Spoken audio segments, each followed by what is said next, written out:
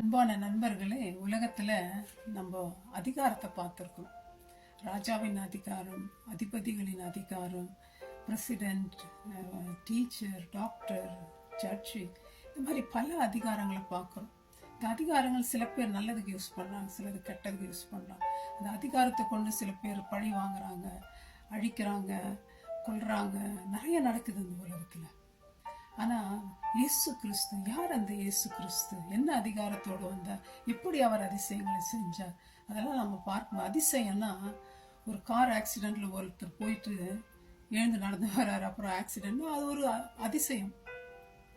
அதுதான், அந்த அதிசயத்தை தான் இயேசுநாதர் இந்த உலகத்தில் இருந்தப்ப செஞ்சார். அவர் மாத்திரம் செய்யல, அவரோடு கூட இருந்தவர்கள், அவரை நம்பினவர்கள், இன்றைக்கும் அவரை நம்புகிற எனக்கும் ஆண்டவர் அநேக அதிசயங்களை செய்திருக்கார். ஏன் அவர் செய்தார்?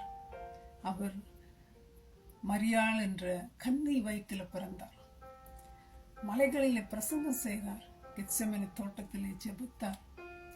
உங்களுக்காகவும் எனக்காகவும் அவர் உயிரை கொடுத்தார். அந்த இயேசு கிறிஸ்து. இயேசு கிறிஸ்து இந்த உலகத்துல பெருமைக்காக ஒன்றும் அதிசயம் செய்யலுங்க. ஜனங்களோடு உறவாட, ஜனங்களோடு கூட இருக்க, அவர்களுக்கு அன்பை காமிக்க, அவர்கள் நோயில் பேயில அகப்பட்டிருக்கும் பொழுது அந்த விடுதலை கொடுத்தார்.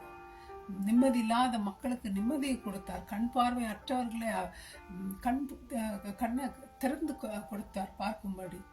குஷ்டரோகிகளை சுஸ்தமாக்கினார். அநேக அற்புதங்களை செய்யறார். சில பேர் சொல்றாங்க, எங்களுக்கு அதிசயத்தை காமி, நீ இயேசுவின் குமாரன்றையே தேவனுடைய குமாரன் காமி அதிசயங்கள்.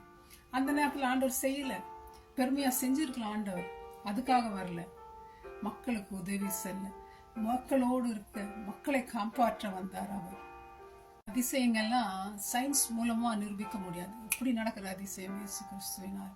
இயேசு கிறிஸ்துவனுடைய சீஷர்கள் கூட அதிசயம் செய்தார்கள். பால் செய்தார், பீட்டர் செய்தார்.